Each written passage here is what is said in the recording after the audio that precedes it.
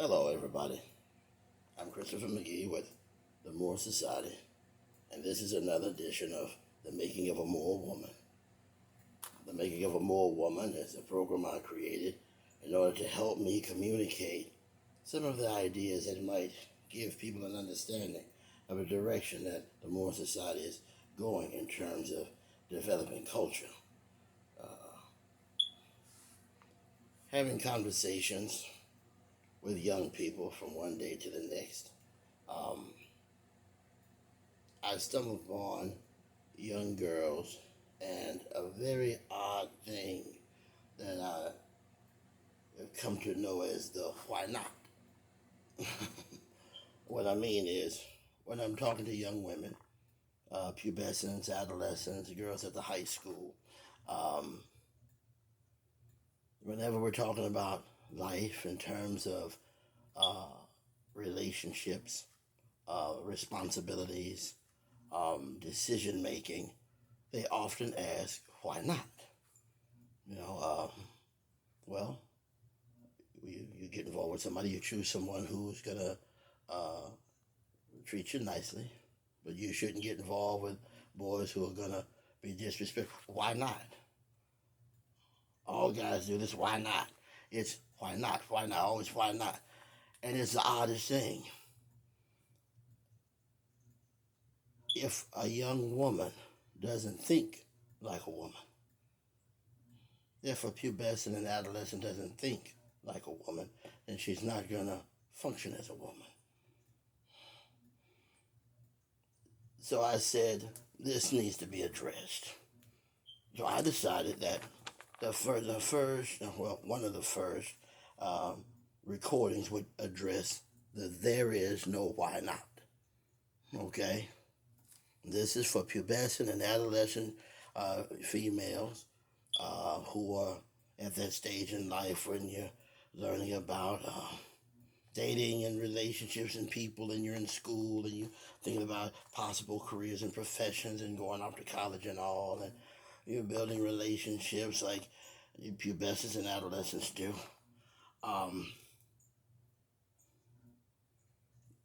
Why not is not a question for a woman. That's a question of a child. Children live in a very unique world. They live in a world where everybody is the boss of them. Everybody tells them what to do. They are free to stumble and stagger and toddle and explore, kiss, lick, eat in there, nibble, and whatever. Because that's part of being a baby. It's up to everybody else to tell the baby, stop that, don't do that, go here, don't touch that. So little children, as they get old enough to grow curious and try to make connections with things around them, they, oh, well, why not? That's what children say, don't you eat that cookie? Well, why not? Well, the cookie gonna spoil your appetite. Your tummy ain't but so big. If you eat that cookie, well, it's gonna fill you up. You're not gonna have no room for the good stuff. Oh, okay. Or you say, well, don't you play near that street? Why not? Because that car might lose control, roll up on the curb, and run you over. We don't want to see you get hurt. Okay. Now they children. Of course, after they say okay, they turn around and do it anyway. But that's besides the point. The bottom line is, when a young girl is a child, why not is to be expected. But once she gets to puberty, why not has pretty much run out of its usefulness. By the time you enter puberty, or you begin to approach puberty for that matter, the question is more why, how, what, when, where, who. Entering puberty, all the changes in your heart, mind, body, and soul, your body's taking shape, you're starting your menstrual cycle, your hair and body odor. At that stage in your life, you're learning to have chores, and you're helping mom cook and set the table, or you might be helping wash the car, or share responsibilities around the house. You're learning what it means to be part of the group. to be a functioning, useful part of the group, to make your contribution. Once you hit puberty, life becomes more progressive, and you become more progressive in your thinking and proactive in how you learn to see the world.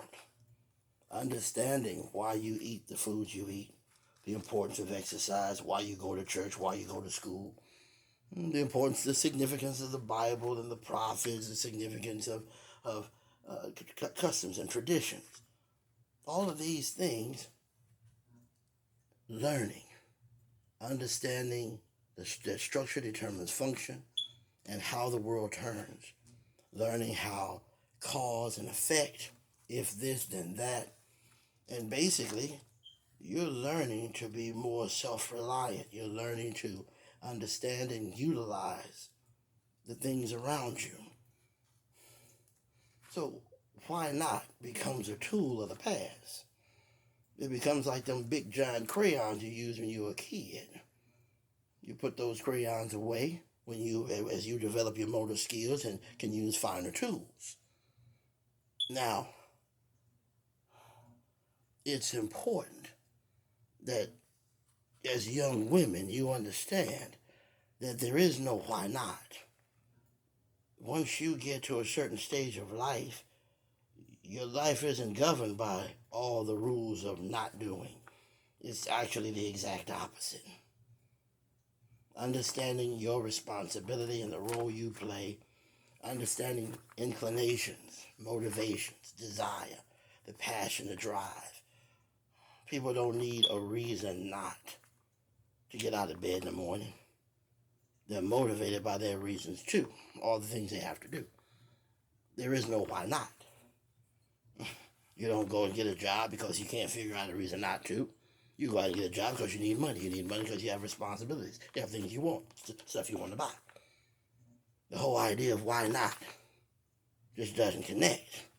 It becomes, all right, now, in your mental toolbox, you have a lot of ideas and thoughts, but the toolbox you carry around every day, those are your tools that are most handy, the ones you need direct access. Why not becomes one of those tools that you can take out of your everyday box and put on a hook in the garage. Learning to look at your life, the development of your body, the development of your mind, to see how the world functions, the role of the police and the city council and all the things going on in the world, the different roles that are played at church, from the minister and the deacons to the nurses guild and the ushers. You're growing and you're learning to be more proactive and take responsibility. Now, one of the most important things you got to learn as young women is that your world is one of threads. In your life journey from the cradle to the grave, there are 3 threads. One is your humanity, then more refined is your sexuality and gender, and even more refined is your personality and character. Your humanity, your womanhood, your interpersonal development is you. It's the quintessential you. It's you. It's all about you. That is what makes you who you are. Now, we live in a world that have you think that your world is supposed to be defined by politics, social polities, credentialism, professions, crafts. This is what the world wants you to think. The world wants you to think that you are an intrinsic part of the world, and that the world is supposed to be an intrinsic part of you. But that's nonsense. As an individual, as a human being, you are in the world, you make use of the world, but you do not permit the world to become an intrinsic part of you. You are superior to the world in which you live. That's why you can pack your bags and move from America to South Africa, or move to China, or move to Tibet. You can go there, you can build a life and grow and advance, raise children, all that, just like you could anywhere else. You do not limit yourself to the boundaries of the United States of America. You don't limit yourself to the boundaries of any religion, any profession. You and who you are is all about your humanity, your woman, your person. No matter where you go in the world, You will always take that with you, and it will always make the basis of who and what you are. So your life journey from the womb to the tomb is all about those three threads intertwining, being interwoven. And your life journey is about your survival, your growth, your development in those areas. Your focus every day is about being a whole human being, a more whole human being, about being a woman, learning to understand the role and responsibilities of a woman, to wear the many hats of a woman, to be prepared for the challenges and the uphill roads of womanhood, and about your person, your personality, your character, your place in the universal hope, universal scope of the human personalities. You, an individual, specific and unique. These three things are your greatest focus. All throughout your life, there are people, places, things, and ideas.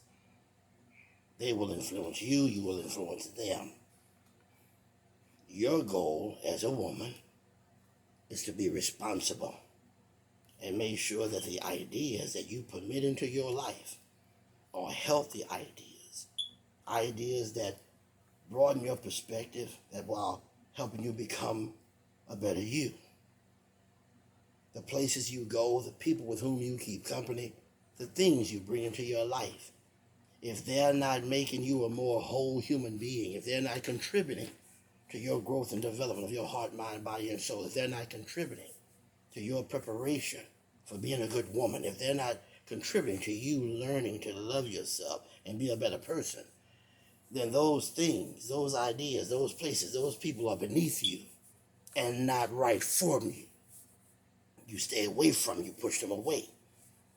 You limit the amount of time you spend with anything that limits your growth, your development, your individuality, your advancement. This is important. So your focus as a human being, as a woman, as a person, and being mindful of the people, places, things, and ideas in the world that affect you, how they affect you.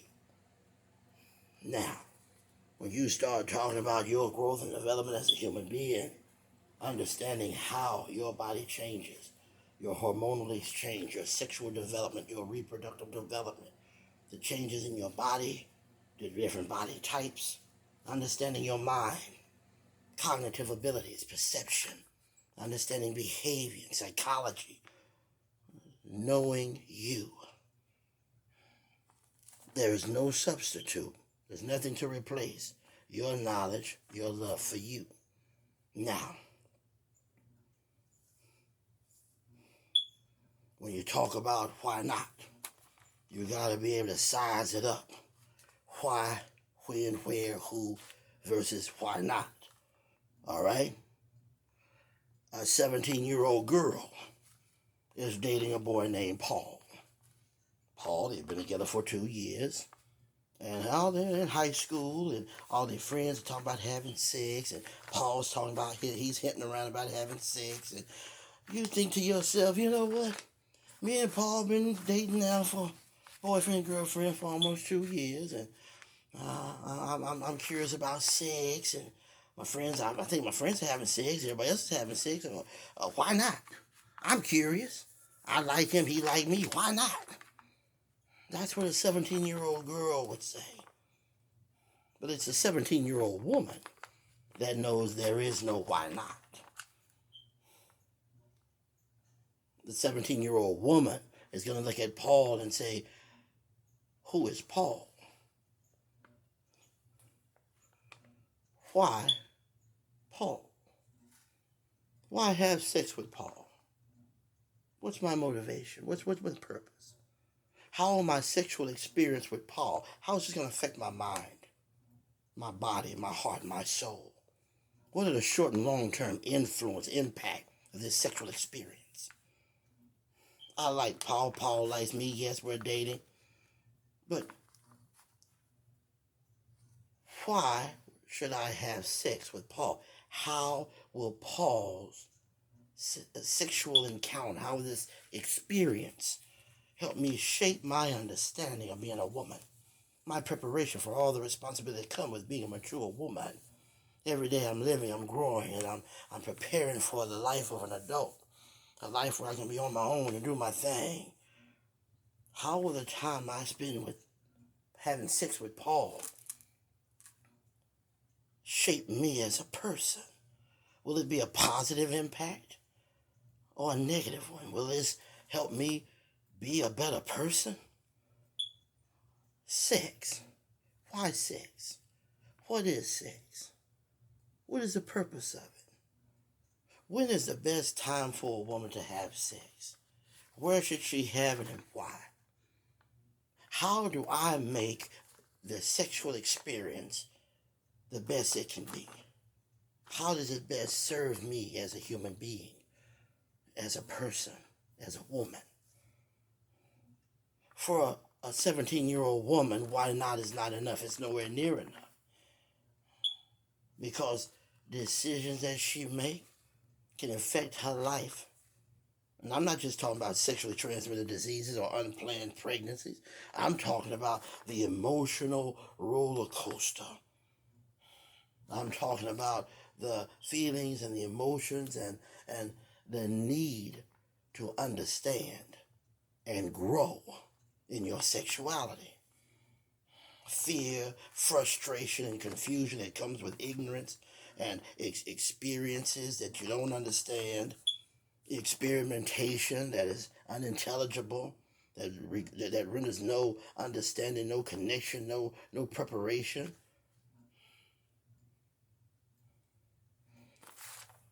There's a boy named Jim, and Jim really likes you, and your friend says, hey, you got to meet Jim. Girl, he's so cute. Girl, you're going to like him. And a 17-year-old girl says, shoot, why not? There Jim is, we want to meet me. Shoot, why not? Okay, hey, all right, what difference does it make? This is enough for a 17-year-old girl, but for a 17-year-old woman, why not is not nearly enough. It's the 17-year-old woman that knows there is no why not. Who is Jim, and why does Jim want to meet you?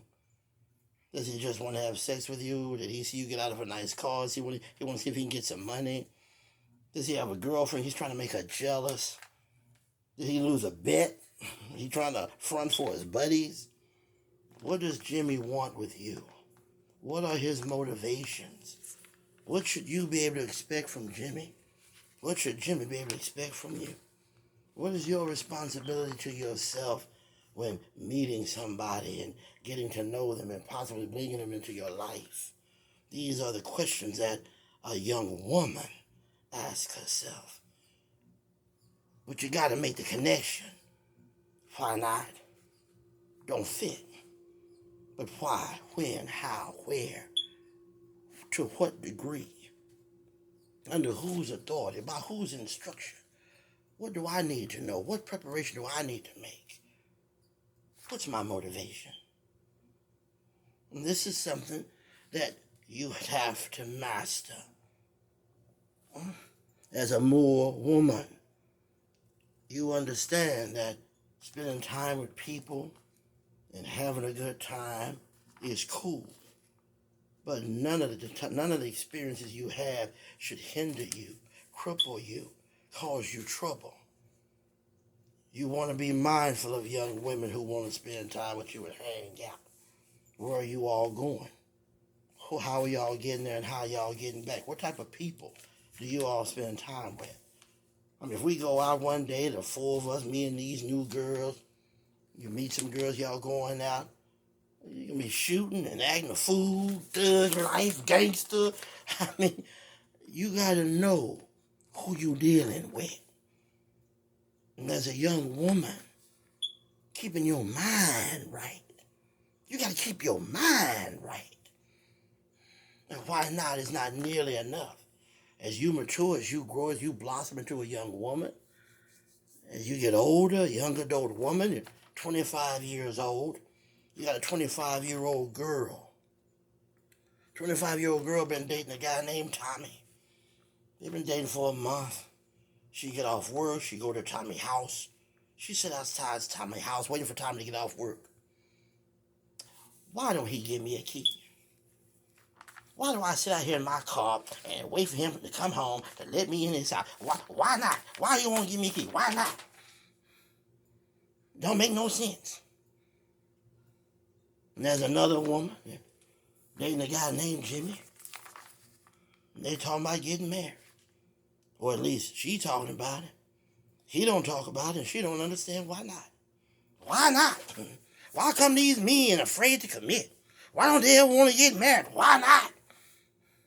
These 25-year-old girls are puzzled and lost and confused, bewildered. But as a 25-year-old Moor woman, you will know there is no why not. That man doesn't need a reason not to marry. If a man or a woman is going to put their life in the hands of another human being, ask that person to put their life in their hands and take responsibility for each other. You trust that person with your heart, mind, body, and soul. There is no why not to it. A man needs every reason to put his life in somebody's hands. He doesn't need a reason not to. If he trusts you with the lives of his children and the souls of his grandchildren to marry you and make you the mother of his babies, it's because he has every reason to know that you are going to be a good mother, be a good wife, be a good homemaker, confidant. There is no why not. And as a grown woman, you got to know there is no why not. You want a man to trust you with a key to his house? That comes with you earning his confidence. He's got to know you respect him as a person, as a human being, that you're going to respect his privacy, his personal space, his personal property. He's got to know you're not the type of female who will go into his house, go through his things, and violate him. He needs to know that you're not going to be stealing money out of his wallet and calling it a gift because you dating and you figure, well, what the hell, why not? He needs to know that you got his back and that you are serving a purpose, that you are making a contribution to his life, and that you're a positive, motivating role, that you're having a positive, motivating influence. This is important. When you meet 25-year-old girls, 35-year-old girls, living in a world of why not, thinking that things are just supposed to be because, it's ridiculous. You want a man to take you seriously as a wife? That's not rocket science. You have to look at the role and responsibility that come with being a wife. You've been dating a man for 2 years, you can date him for 10 years. You don't promote somebody up the corporate ladder because they hang around long enough. You promote them up the corporate ladder because they advance in their education, they advance in their skill, they advance in their ability to serve the organization. Because they demonstrate their ability to lead, to supervise, to manage. Because they can function in operations as well as marketing, logistics as well as shipping and receiving. They can deal in policies and procedures as well as human resources. And as these people use their education to improve the institution, to improve business, they become more and more valuable. A marital relationship, there's a reason why they call it an institution of holy matrimony. Like a church, like a school, like a government. It's an institution. And how you serve that institution is everything. A female who can communicate competencies in areas of being a caregiver and a lover, a counselor and a nurturer, a protector and a provider, a homemaker. These women are engaged by men because they have demonstrated the ability to be everything a man needs. But you got to get your mind right. That's important. Don't lose yourself to adolescent misconceptions about relationships, twisted ideas you see on television and read in magazines. And don't limit yourself to childish thinking. If you want to function like a woman, you got to think like a woman. Lose, why not? Get your mind right. You got to get your mind right. Now,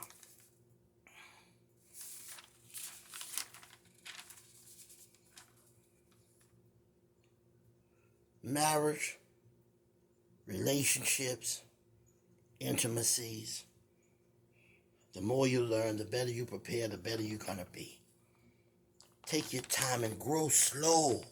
Grow slow. Don't be in a hurry. You're going to become a grown-up soon enough.